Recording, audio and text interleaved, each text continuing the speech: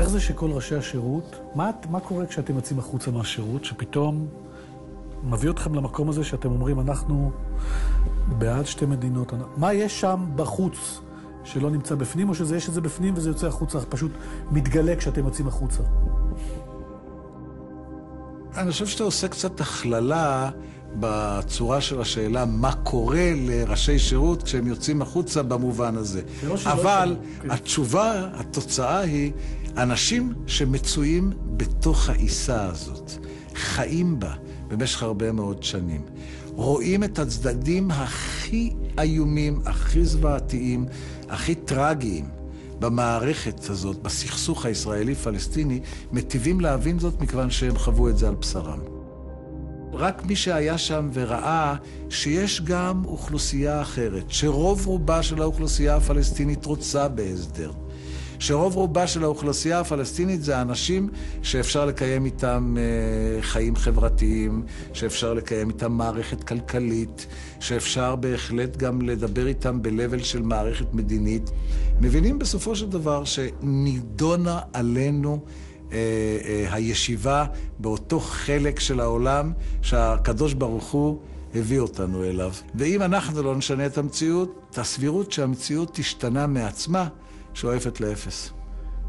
אתה בעד לדבר עם כל מי שאפשר? כל מי שאפשר לדבר, וגם אם הוא עונה בחוצפה, אני בעד להמשיך. אין אלטרנטיבה. למה? לדבר.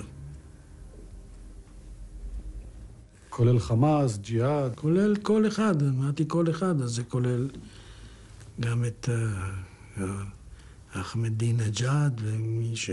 אני תמיד בעד, זה בכלל תכונה של איש מודיעין מקצועי, לדבר עם כולם. מתבררים דברים. אני רואה שאתה לא אוכל זכוכית, והוא רואה שאני לא שותה נפט. ככה זה. לא מגיעים, לא מייצרים שלום בשיטות צבאיות, אלא שלום אתה מוכרח לבנות בסופו של דבר על מערכת אמון, אחרי או בלי מהלכים צבאיים, אבל בסופו של דבר אתה צריך לבנות את זה על מערכת אמון.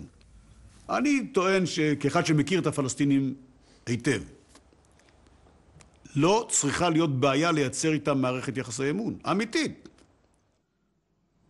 העתיד אפור, שחור עתיד. אבל מה הוא גורם? הוא גורם לשינוי באופי של האוכלוסייה. כי אתה מכניס לא את כולם, אבל את רובם של הצעירים שלנו והצעירות שלנו לצבא. הם רואים שם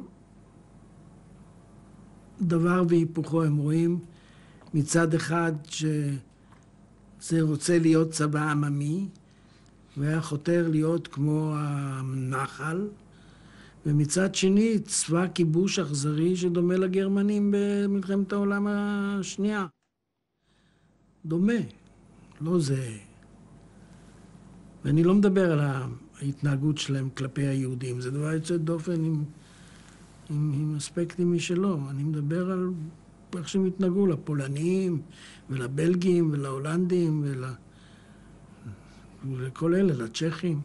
כי ברגע שאתה צבא כיבוש, אתה מפתח תכונות טקטיות ואסטרטגיות שהן לא דומות לצבא, צבא הגנה על ישראל.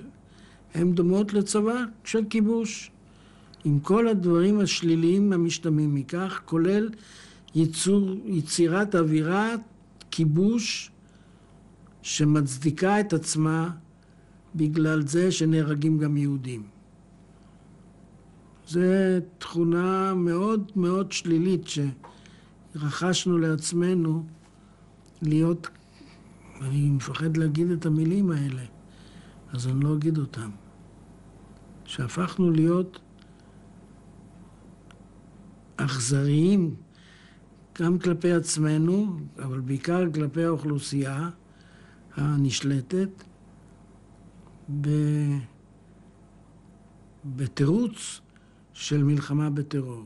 קלאוזוביץ', שהיה חכם למרות שלא היה יהודי, לפחות לא גילינו את מקורותיו היהודיים, אמר לפני כמעט 200 שנה דבר שאני מתרגם אותו לעברית וקצת מעווה, אבל בגדול הוא אמר, ניצחון זה בסך הכל לייצר מציאות מדינית טובה יותר.